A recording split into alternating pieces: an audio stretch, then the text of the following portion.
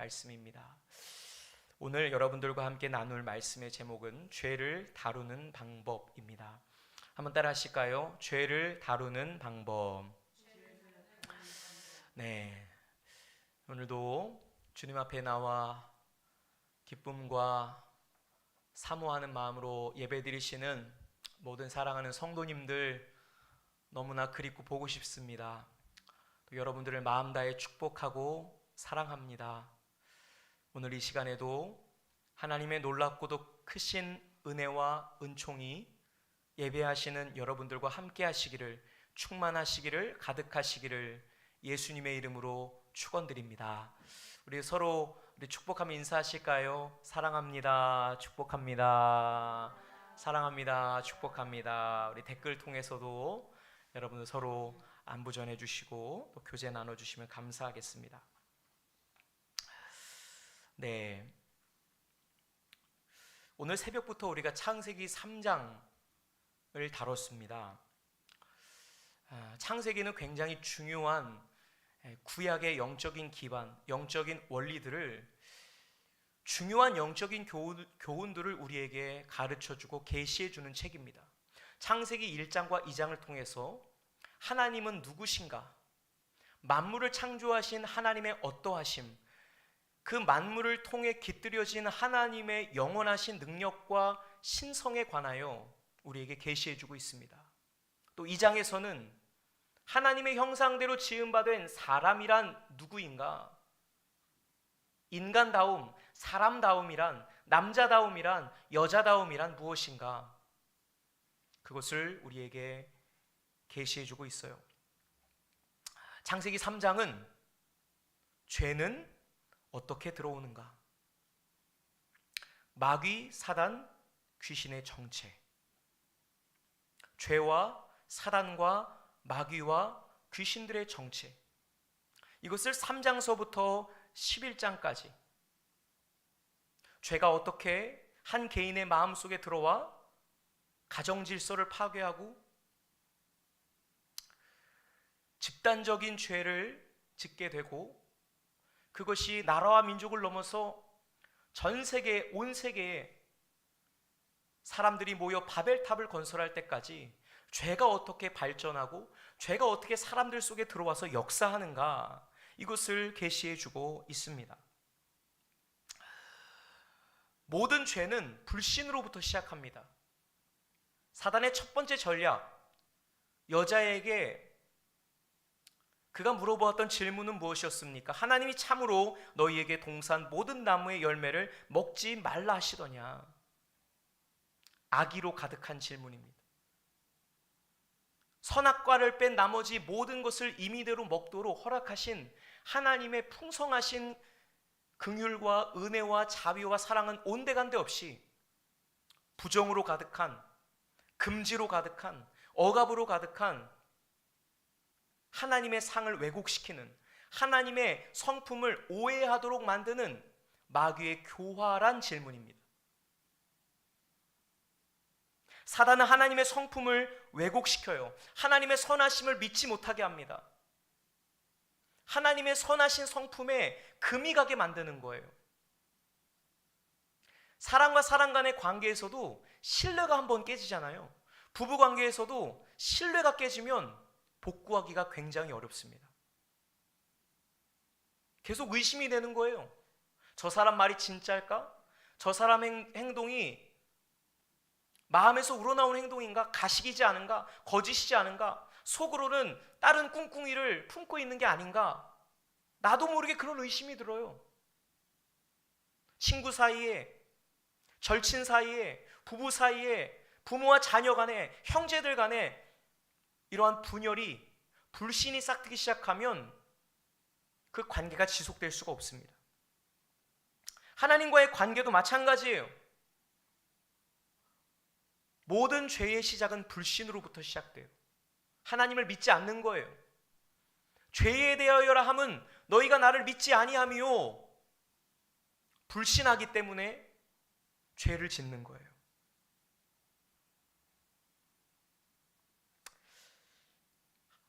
아내, 이 여자의 마음속에 그 믿음의 가치관이 흔들리기 시작합니다. 하나님을 신뢰하는 마음에 약간의 틈이, 금이 생기게 돼요. 여자의 말 속에는, 대답 속에는 세 가지 오류가 있다고 말씀드렸죠.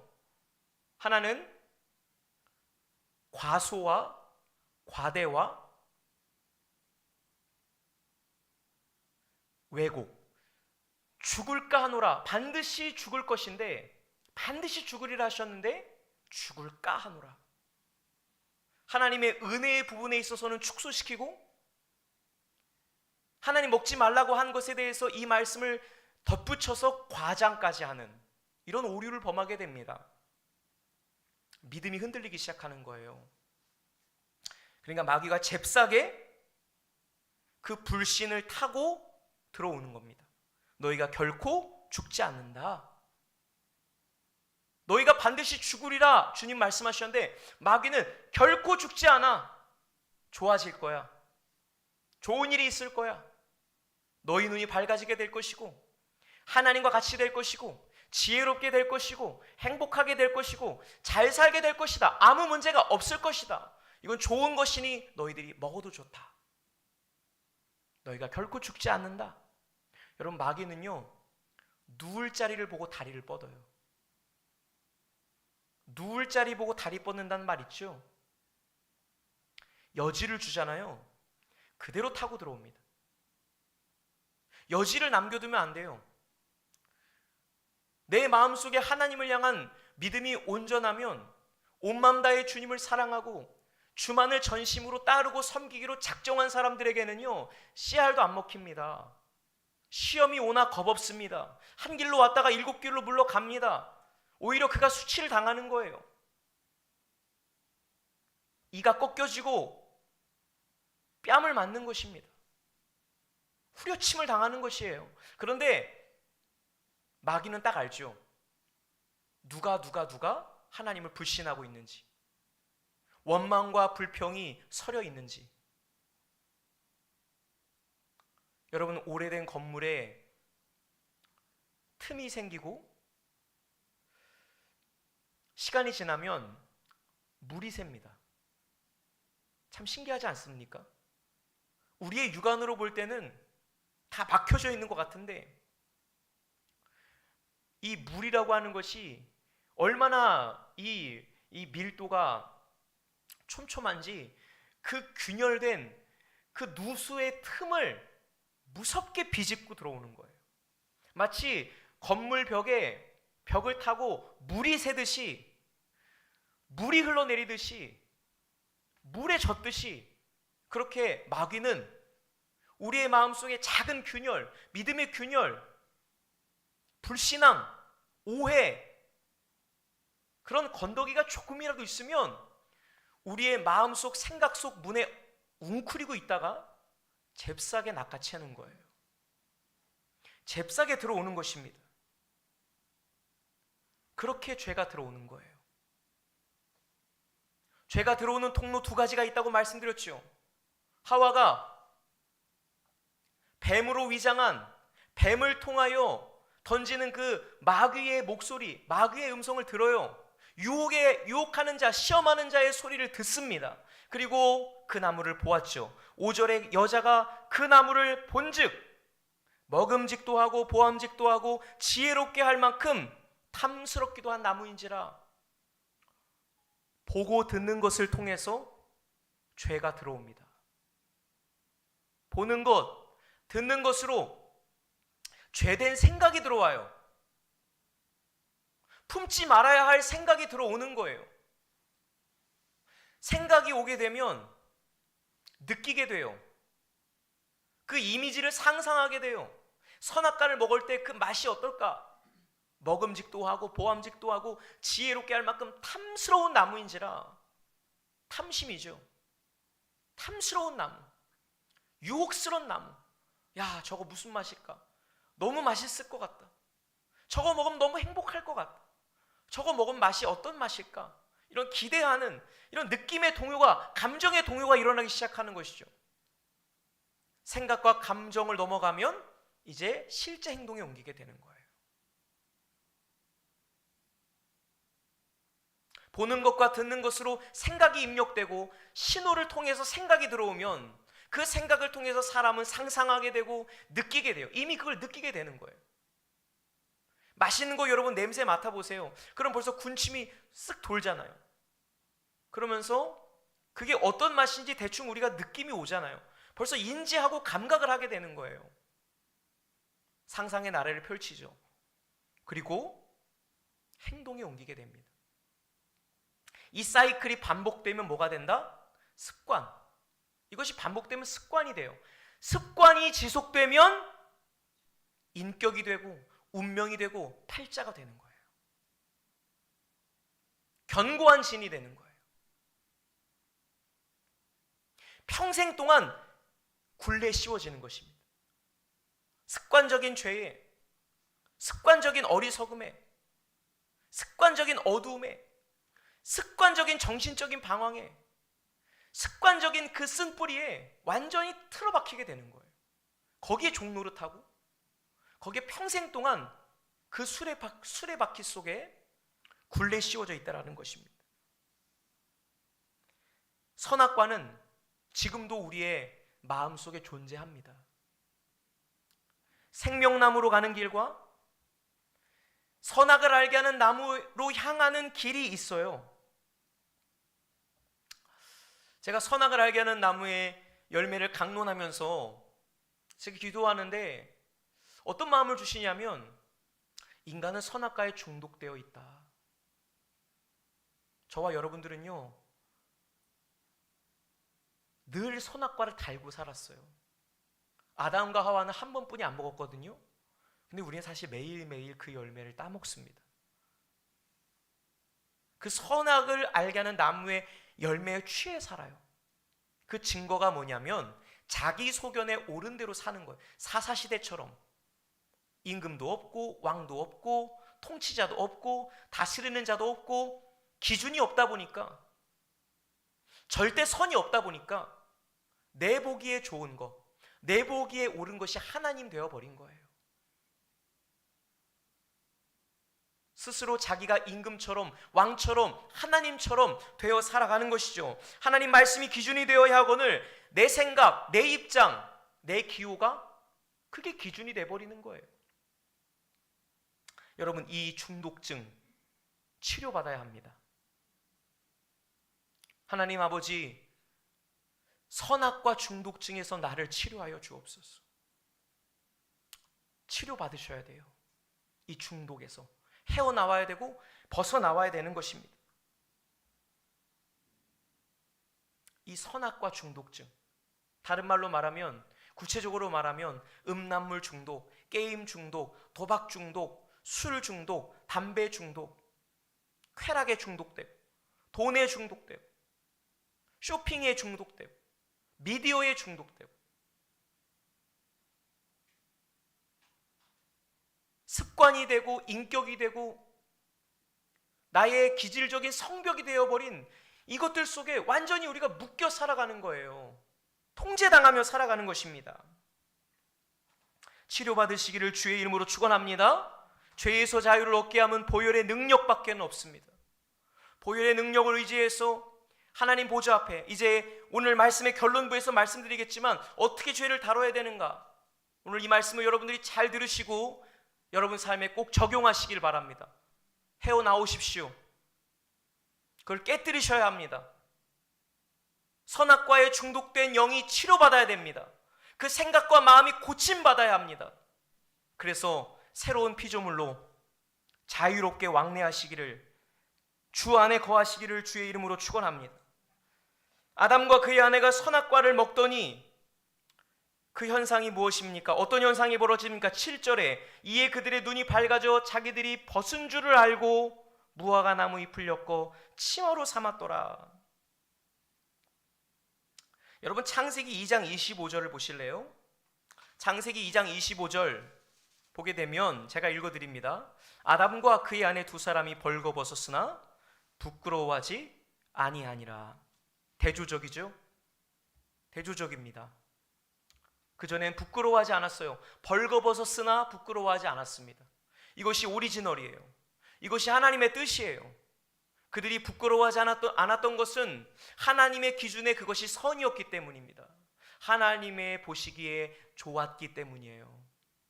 그런데 죄가 들어오니 선악과에 중독되니 무슨 현상이 벌어집니까? 하나님의 입장과 하나님의 생각과는 정반대로 생각해 버리는 거예요. 벗었음을 보고 부끄러움을 느끼죠. 하나님은 그들에게 부끄러움을 주신 적이 없습니다. 하나님의 사전에는 부끄러움이 없습니다. 창피함 없습니다. 두려움이 있겠습니까? 그런데 마귀의 사전에는 부끄러움으로 가득 차 있습니다. 두려움으로 뒤덮여 있어요. 번민, 불안, 좌절, 공포, 시기, 미움, 다툼, 질투.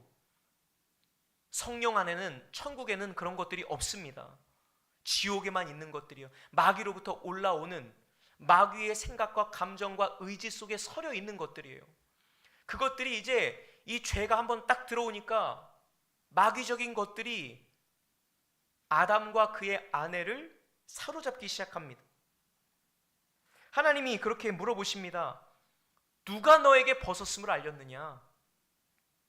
누가 너에게 그걸 알렸니?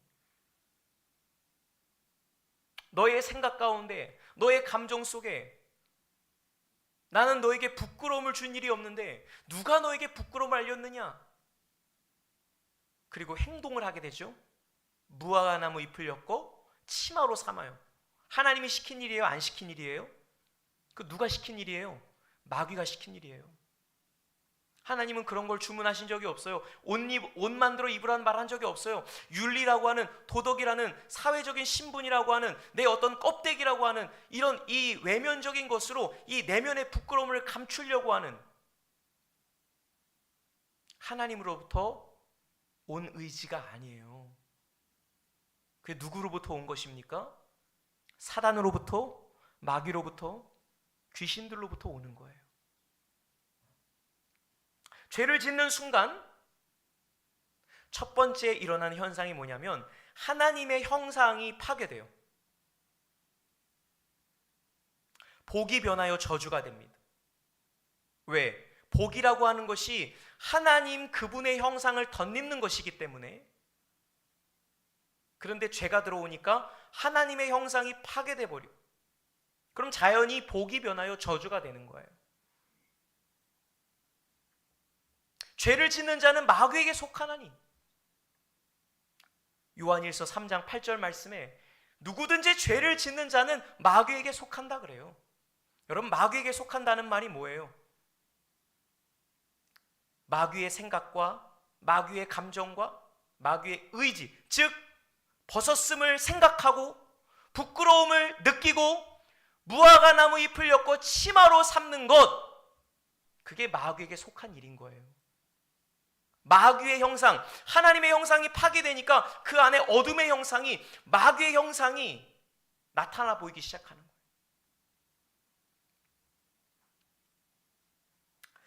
하나님의 형상이 파괴돼요. 그럼 두 번째 일어난 현상이 무엇입니까? 거룩이 깨져요. 복이 파괴되고 하나님의 형상이 파괴되고, 두 번째는 거룩이 깨집니다.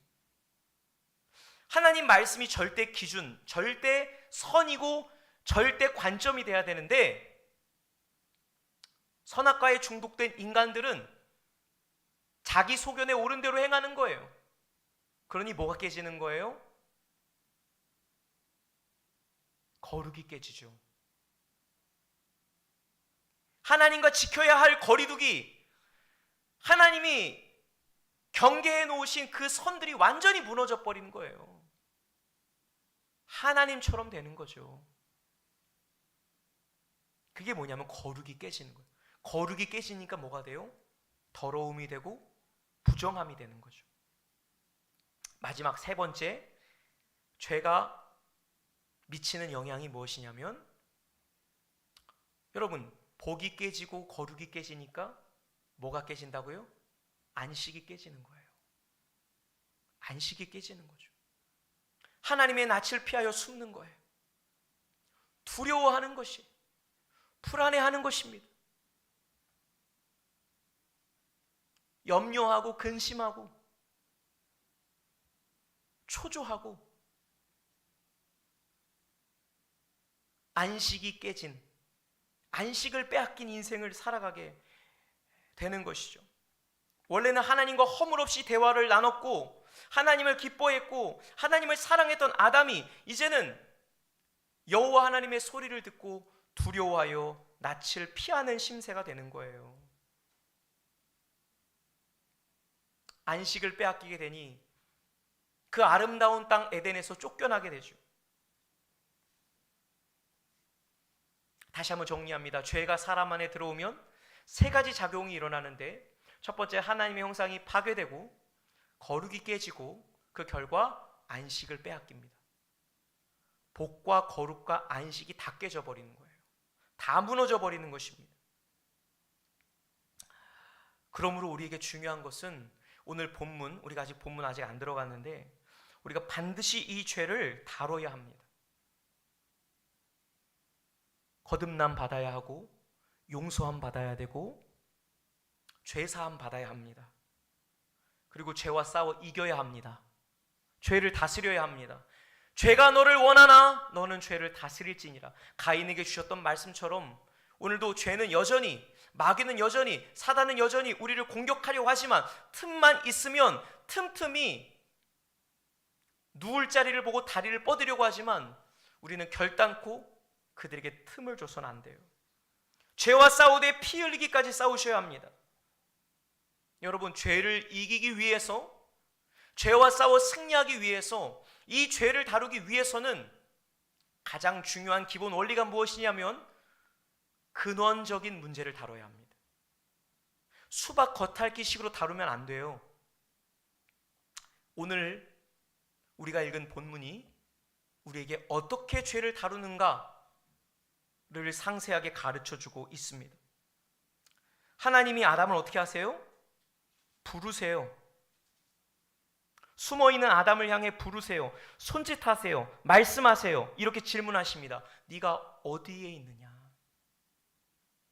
이것이 범죄한 인류에게 가장 먼저 주어진 하나님의 질문이었어요.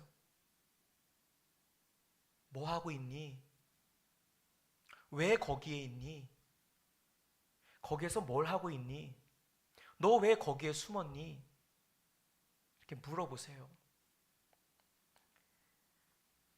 죄를 다루시는 하나님의 계획이 시작되고 있는 것입니다. 이때 아담 대답하죠. 10절에 내가 동산에서 하나님의 소리를 듣고 내가 벗었으므로 두려워하여 숨었나이다. 두려워하여 숨었나이다. 하나님의 질문과 아담의 대답을 잘 보세요. 하나님께서 질문하시고 아담이 대답합니다. 아담은 숨김없이 있는 그대로의 사실을 자백하기 시작해요. 제가 벗었기 때문에 부끄러워서 두려워해서 숨고 있습니다. 틀린 말 아니죠? 있는 그대로 말하고 있는 거예요. 여기서 중요한 원리가 나오는데, 우리가 죄를 자백할 때는 있는 그대로의 사실을, 내가 느끼고 내가 생각하고 내가 했던 모든 것들을 낱낱이 고해야 합니다. 이게 첫 번째 원리예요. 근데 하나님은 또 이렇게 말씀하시죠. 또 질문하십니다. 11절에 이르시되 누가 너의 벗었음을 내게 알렸느냐? 내가 내게 먹지 말라 한 그 나무의 열매를 네가 먹었느냐? 먹었느냐? 하나님이 두 가지 질문하셨죠. 네가 어디 있느냐? 누가 너의 벗었음을 알렸느냐? 선악을 알게 하는 나무의 열매 내가 먹지 말라 한 그거 너 먹었느냐? 이렇게 물어보세요. 여러분, 이 하나님의 질문 속에는 뭐가 하나 들어있어요. 오늘 여러분 그걸 발견하셔야 돼요. 따라합시다. 하나님의 질문 속에는, 우리 온라인으로 보시면 이거 너무 중요하기 때문에 제가 따라하라고 하는 겁니다. 다 따라하세요. 하나님의 질문 속에는 여백이 있다. 네. 이게 너무나 중요한 포인트예요. 하나님의 질문 속에는 이 두 가지, 이 두 절의 질문 속에 여러분들이 무엇이 있는지를 보세요. 이미 하나님께서 답을 정해놓고 아담을 찍어 누르시지 않으세요. 반면에 하나님의 질문 속에는 여백이 있어요. 공백이 있어요. 아담이 스스로 대답할 수 있도록, 그가 말할 수 있도록 여지를 남겨두세요. 여백을 두세요. 이분이 하나님이세요. 하나님은 죄를 이렇게 다루십니다. 찍어 누르는 형식이 아니라, 정죄하는 형식이 아니라 감정적으로 우리에게 다가오시는 것이야. 너 왜 그랬니? 너 왜 그랬어 임마?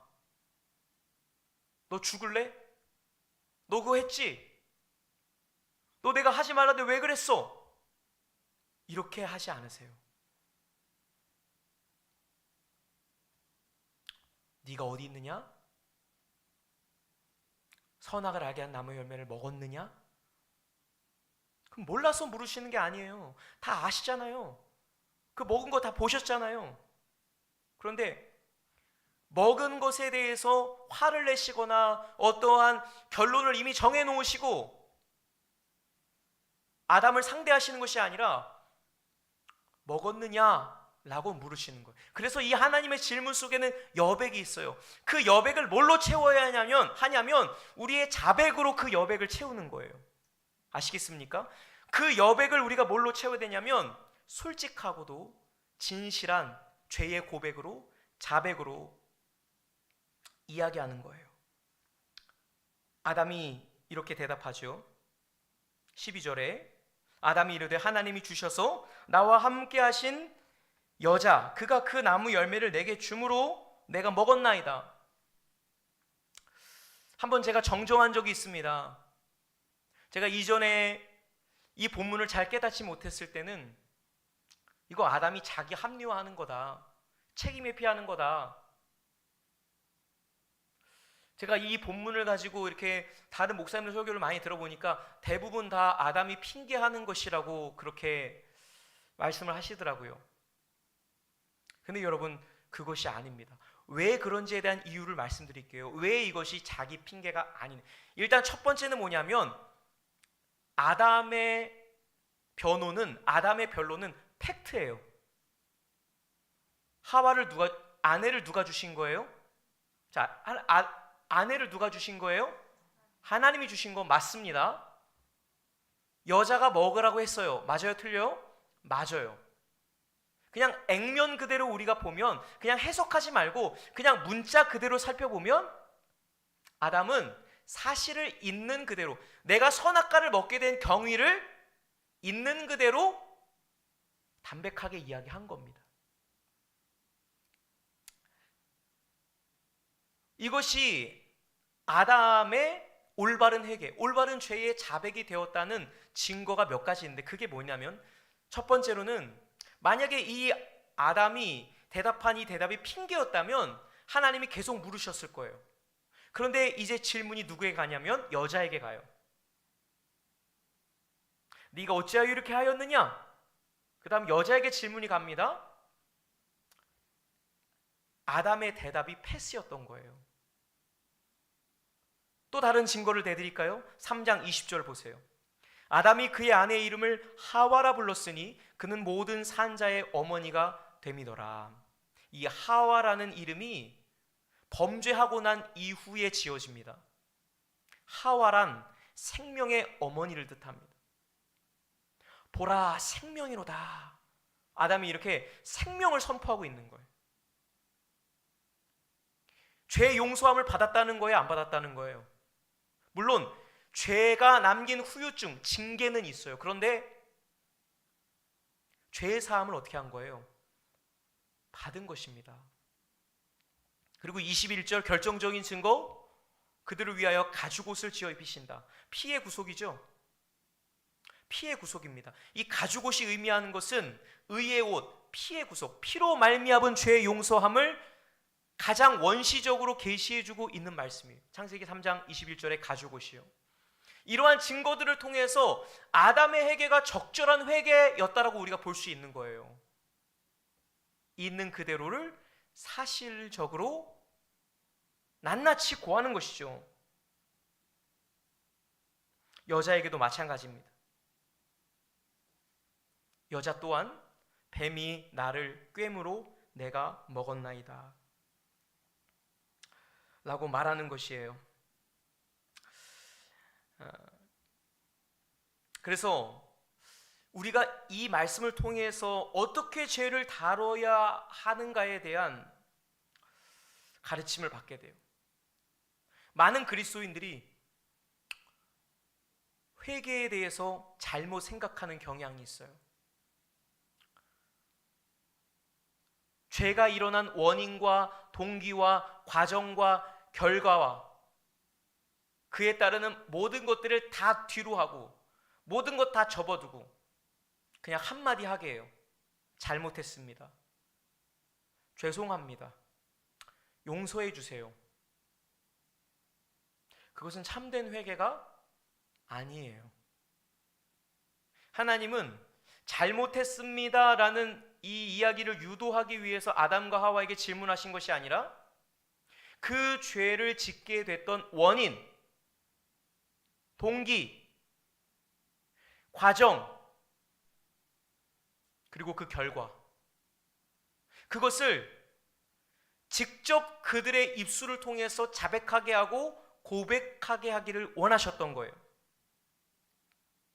우리가 무조건 다 덮어버리고 잘못했습니다, 용서해 주세요, 이게 회개가 아니라는 것입니다. 여러분 이제부터 잘 들으세요. 그것이 회개가 아니라는 거예요. 그 증거가 뭡니까?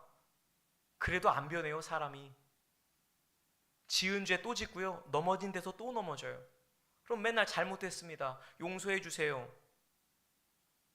그럼 그때 당시엔 속이 후련한 것 같지만 그 죄 속에 머물러 있는 거예요. 정말 이 죄가 다뤄졌다면 이 죄로부터 내가 해방되어야 되잖아요.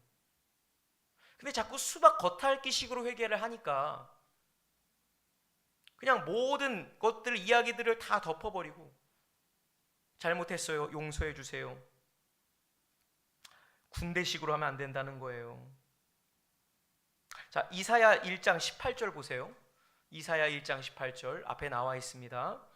우리 자막에 있으면 한번 같이 읽겠습니다. 시작. 여호와께서 말씀하시되 오라 우리가 서로 변론하자. 너희의 죄가 주홍 같을지라도 눈과 같이 희어질 것이요 진홍 같을지라도 양털같이 희게 되리라.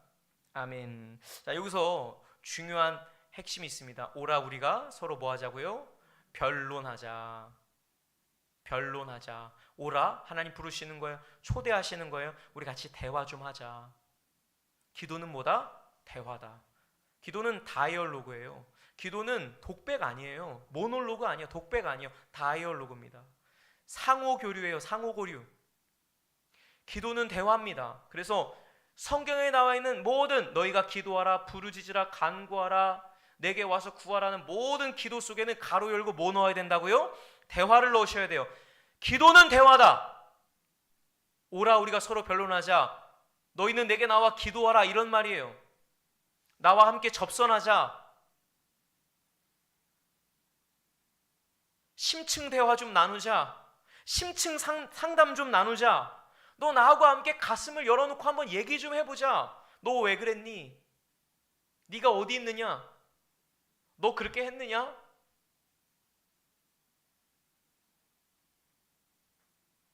하나님이 물으시고 그 하나님의 물음 속에는 인격이 들어있고 인내가 들어있고 그 무엇보다 여백이 담겨 있어요.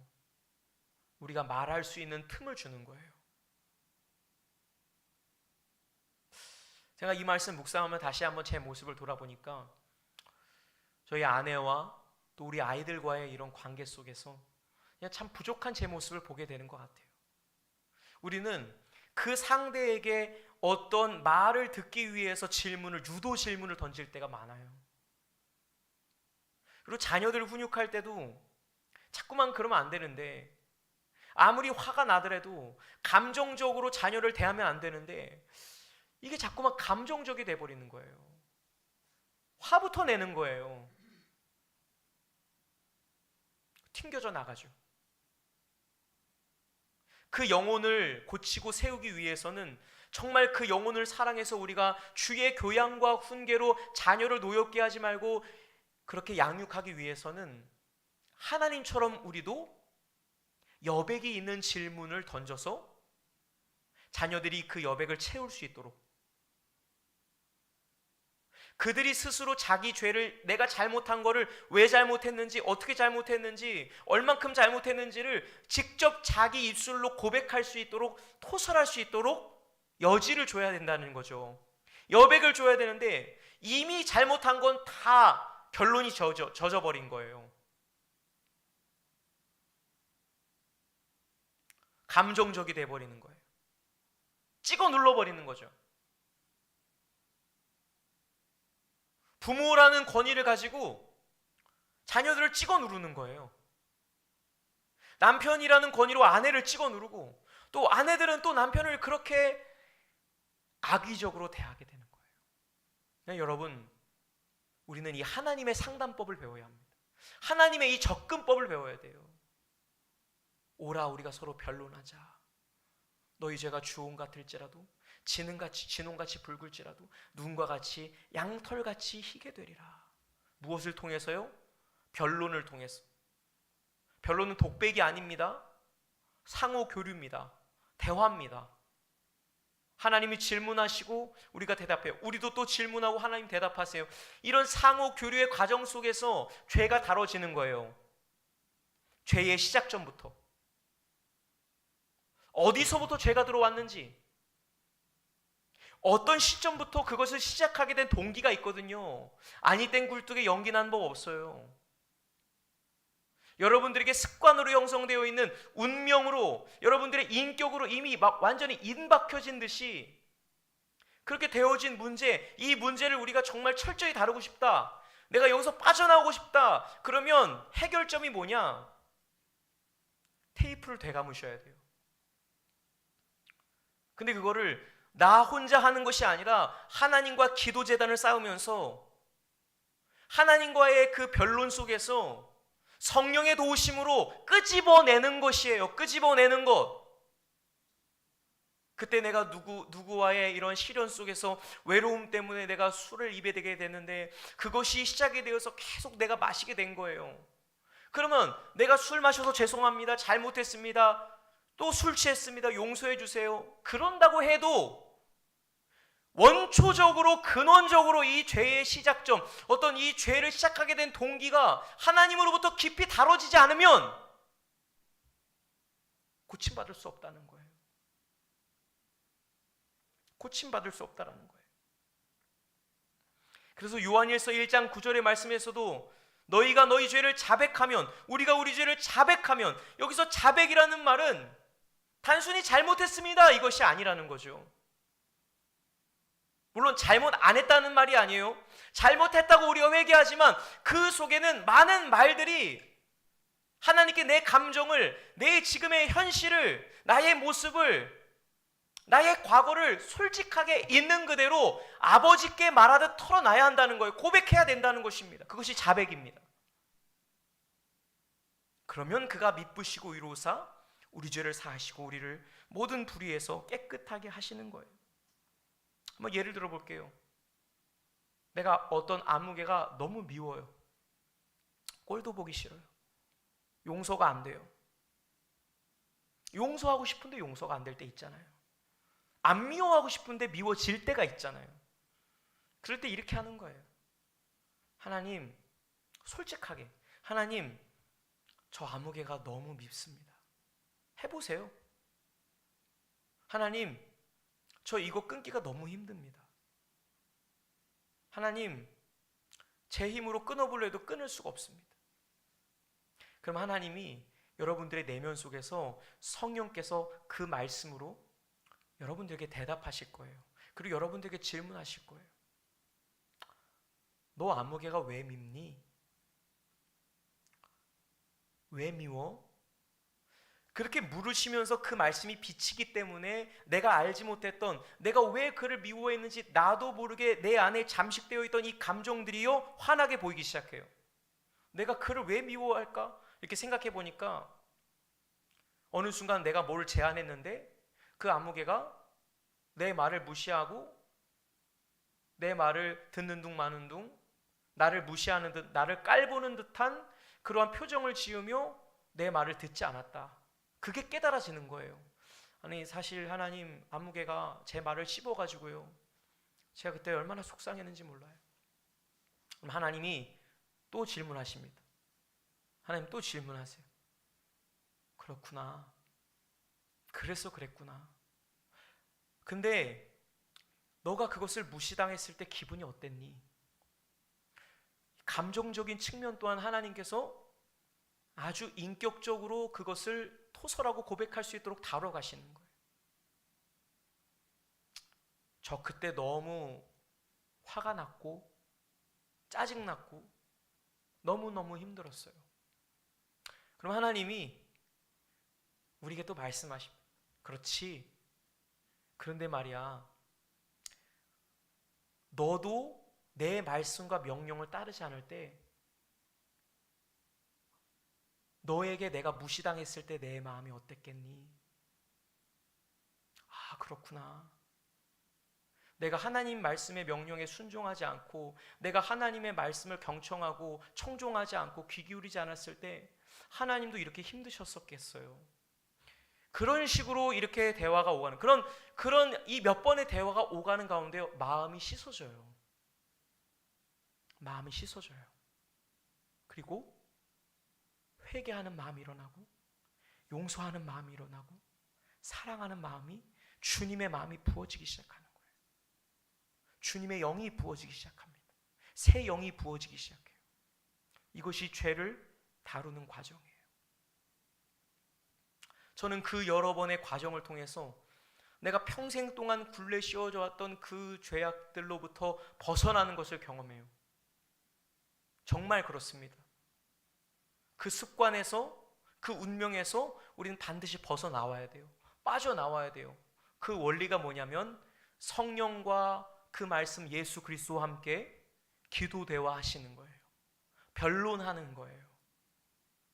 모든 거 다 덮어두고 그냥 잘못했습니다. 이거는 여러분 하나님이 원하시는 인격적인 회개가 아니에요. 인격적인 돌이킴이 아니에요. 그걸로 해결 안 된다니까요. 뿌리서부터 따라합시다. 뿌리서부터 다뤄야 된다. 그것들이 다 내 마음에 있는 동기들, 그때 감정들, 그때의 어떤 그런 이 정서들, 이런 내 마음의 모든 수많은 결의 흐름들이 다 하나님 앞에 낱낱이 고백되어야만 그것이 고백되는 것마다 빛이 되고 씻겨져 나가기 시작하는 거예요. 진정한 치유 회복이 그때 일어나게 되는 것입니다. 말씀을 정리하겠습니다. 제가 시편 32편을 말씀드리면서 그것이 참된 회개의 교본이 되어야 한다고 말씀드렸습니다. 자백하지 않으면, 죄를 토설하지 않으면 주의 손이 주야로 우리의 심령을 누르십니다. 진액이 빠질 정도로 우리의 심령을 짓누르세요. 잠도 안 오고 불편해 죽겠는 거예요. 너무나 심령이 컬컬한 거예요. 찔려요. 근데 여러분 그거 아십니까? 그게 하나님의 부르심이에요. 그게 하나님의 응답이고요. 그게 하나님의 콜링이에요. 성령의 음성입니다. 너 그거 빨리 자백해. 너 그거 빨리 내 앞에 나와서 토설해. 단순히 그냥 모든 거 다 덮어두고 미안합니다, 죄송합니다, 그게 아니고 왜 그랬는지, 어떻게 됐는지, 네 마음속에 있는 걸 하나도 숨김없이 나한테 다 이야기해. 못하겠으면 못하겠다고 하고, 어려우면 어려운 거 이야기하고, 힘들었으면 힘들었는 거 그거 다 얘기해. 내가 너의 아버지잖아. 다 들어줘요. 우리 주님은요 다 들으세요. 여러분 다 들으세요. 이렇게 해야 된다는 여러분 그런 여러분 틀에 박히는 그런 게 아니에요. 그냥 내 마음속에 피어오르는 생각들을 그냥 그대로 하나님 앞에 고백하면 되는 거예요. 성령의 인도 따라. 성령이 그렇게 인도해 가세요. 빛을 비춰주세요. 어떤 일이 일어납니까? 죄를 토설하고 죄를 자백하는 순간 곧 즉시로 우리의 죄를 사하시도다. 자백하는 순간 새로워지고 회복돼요. 그래서요, 홍수가 그에게 범람할지라도 미치지 못합니다. 주는 나의 은신처가 되시고 도움이 되시고 구원의 노래가 되십니다. 내 갈 길을 가르쳐 보이고 우리를 주목하여 훈계하십니다. 여호와의 인자하심이 띠가 되어 우리를 두르십니다. 이것이 시편 32편의 회개예요. 시편 32편의 회개이고 창세기 3장의 아담과 그의 아내 하와의 회개입니다. 오늘 여러분 이 회개를 통해서 우리의 선악과 중독증이 치료되기를 바랍니다. 평생 동안 운명되어진, 인격화되어진, 성벽이 되어진 고질적인 문제, 영혼의 고질적인 질병들이, 질환들이 예수 그리스도로 치유되고 회복되길 바랍니다. 보혈의 능력으로 치유되고 회복되길 바랍니다. 성령의 인도함을 따라 자백하시기를 바랍니다. 오라, 오라. 우리가 서로 변론하자, 이야기하자, 대화하자, 깊이 나랑 만나자. 여러분 이 부르심을 외면하지 마시고 죄에 빠져 신음하고 있다면, 여러분들이 그 습관적인 문제 때문에 안 해야 되는 건 아는데, 고쳐야 되는 건 아는데 그 문제가 고쳐지지 않는다면 지금 즉시 여러분들은 이 부르심에 응답하셔야 됩니다. 하나님이 여러분들을 부르시고 계시는 거예요. 하나님이 네가 어디 있느냐? 네가 그렇게 했느냐? 먹었느냐? 누가 너의 버섯음을 알렸느냐? 나무라시는 게 아니라 대화하자고 여러분들을 부르시는 거예요. 여러분들을 고치시려고 그 은혜의 자리로 부르시는 거예요. 내게로 나와 함께 말하자. 그 여백을 성령 안에서 채워나가시는 여러분들 되시기를 주의 이름으로 축원합니다. 기도하겠습니다. 하나님 감사합니다. 주님, 오늘도 말씀을 통해서 너무나 중요한 이 창세기 3장, 어떻게 죄가 들어오고 그 들어온 죄 우리가 수용하고 우리가 받아먹은 그 죄를 어떻게 다뤄야 되는지 오늘도 우리에게 성령으로 말씀해 주셨사오니 감사합니다. 지금도 오라 부르시는 주님 앞에